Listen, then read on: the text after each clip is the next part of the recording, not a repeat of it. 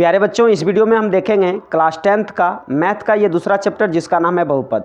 तो इस चैप्टर से जितने भी आपके एग्जाम में प्रश्न बनते हैं सभी प्रश्नों के ऊपर हम लोग इस वीडियो में डिस्कस करेंगे। तो वीडियो के अंत तक बने रहिए और सभी प्रश्नों को ध्यानपूर्वक से देखिए, समझिए और एग्जाम से पहले रिवीजन कर लीजिए, क्योंकि यहाँ से प्रश्न आपको एग्जाम में देखने को मिलता ही है। और आइए, और आपको पहला चैप्टर का अगर वीडियो देखना है वास्तविक संख्याएं, तो इस वीडियो के डिस्क्रिप्शन में उसका लिंक है, आप जाकर के देख सकते हैं। तो चलिए वीडियो स्टार्ट करते हैं।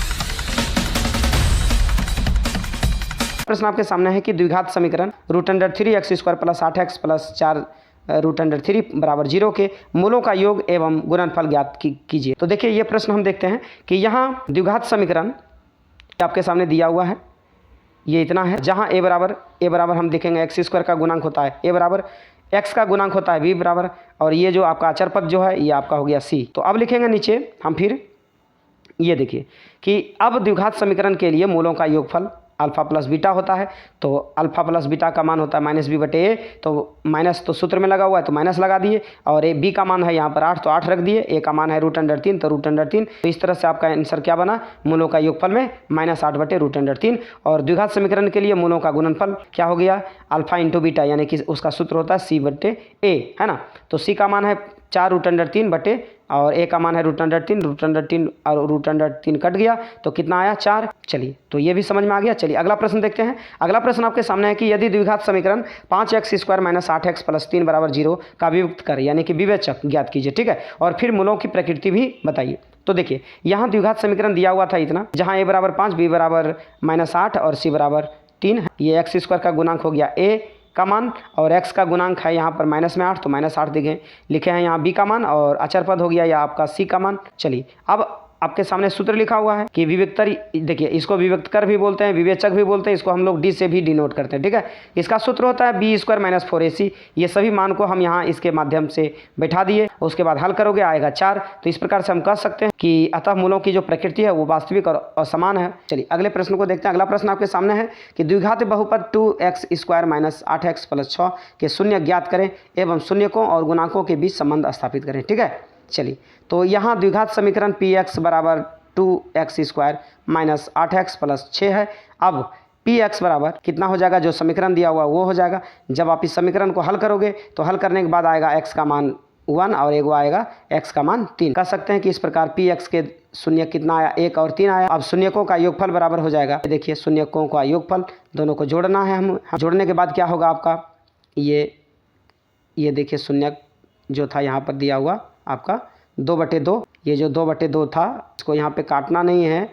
ये x बराबर, ये देखिए 2x बराबर हो जाएगा 2, तो x बराबर हो जाएगा 2/2। तो वही यहाँ पर x का मान आ गया, और दूसरा जो x का मान है वो आपका 3। तो यहाँ 3 शून्यकों का योगफल होता है, दोनों का योगफल कर देना है। इसके बाद आपका मान आ जाएगा -8/2, ठीक है।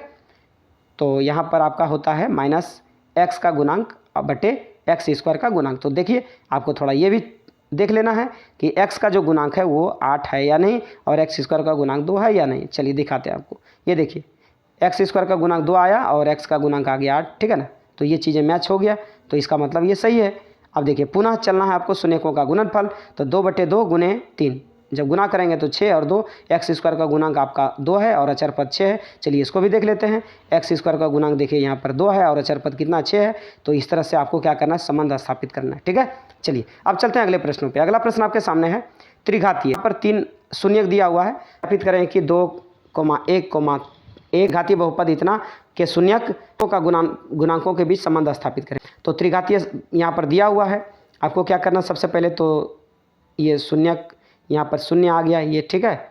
उसके बाद ये यहाँ पर जो दिया गया मान था, यहाँ पे सभी मान को एक एक करके इस समीकरण पे रखना है। x के जगह पे पहले 2 रखना है, फिर 1 रखना है, फिर 1 रखना है, ठीक है। तो देखिए यहाँ पर जब रखोगे तो निश्चित ही आपको ये 0 ला के देगा, ठीक। अतः हम कह सकते हैं कि ये जो मान दिया हुआ है त्रिघातीय बहुपद इतना के शून्यक हैं। अब जैसो क्या करना है, आपको शून्यकों का योगफल करना है, और उसके बाद जैसो ये मान आ जाएगा आपका, फिर गुणनफलों का योगफल, उसके बाद जैसो ये आपका गुणनफल हो।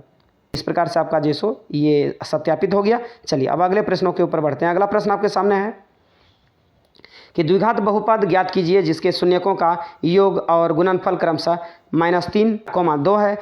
चलिए अब यहाँ पर दो शून्यक दे रखा है आपका द्विघात बहुपद का। अब आपको क्या करना है, बहुपद ज्ञात कर। तो माना कि द्विघात बहुपद पहले इस प्रकार से आप मान लें, जहाँ a नॉट इक्वल टू 0 जब अल्फा प्लस बीटा इस बहुपद का शून्यक है, तो अल्फा प्लस बीटा बराबर हो जाएगा -3, क्योंकि आपका योगफल दे रखा है और इसका अल्फा प्लस बीटा का मान -b/a और अल्फा इंटू बीटा का मान होता है 2। ये आपका दिया हुआ है गुणनफल, तो इसका होता है c/a। इस प्रकार a बराबर हो गया 1, b बराबर 3 और c बराबर कितना 2। तो अतः p x बराबर हो जाए +c। तो यहाँ सारा मान आप बैठा दो उसके ऊपर, तो आपका समीकरण बनकर तैयार हो जाएगा द्विघात बहुपद।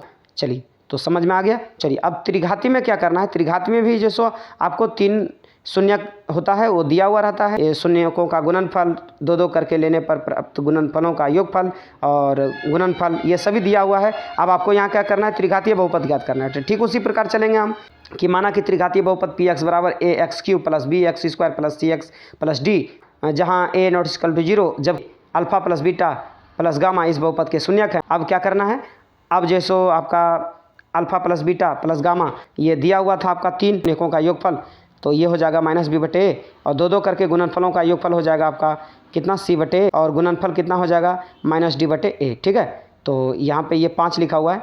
चलिए अब क्या करना है, इस प्रकार से देखिए तो आपका a बराबर कितना आ गया 1, b बराबर 3 है ना। ये मान क्या है, तो यहीं से लिया गया। देखिए a का मान आ गया 1, ये देखिए b का मान जो है कितना आया, b का मान 3 है ना माइनस में, ठीक है, और c का मान आया ये आपका -5, d का मान कितना है यहाँ देखिए 10। ठीक है, तो अब क्या करना है, अब त्रिघाती बहुपद जो था आपका वहाँ पर ये मान पुट कर देना है और आपका समीकरण बनकर तैयार हो जाएगा। ठीक है, तो प्यारे बच्चों, ये वीडियो आपको कैसा लगा आप ज़रूर कमेंट कर बताएं और जितना ज़्यादा से ज़्यादा हो सके इस वीडियो को शेयर करें। और वीडियो अच्छा लगा हो तो लाइक करना ना भूलें और चैनल पर पहली बार आए हैं तो चैनल को सब्सक्राइब कर लें और बेल आइकन प्रेस कर दें, जिससे कि हमारे द्वारा अपलोड की गई वीडियो की नोटिफिकेशन आपको टाइम पे मिलता रहे।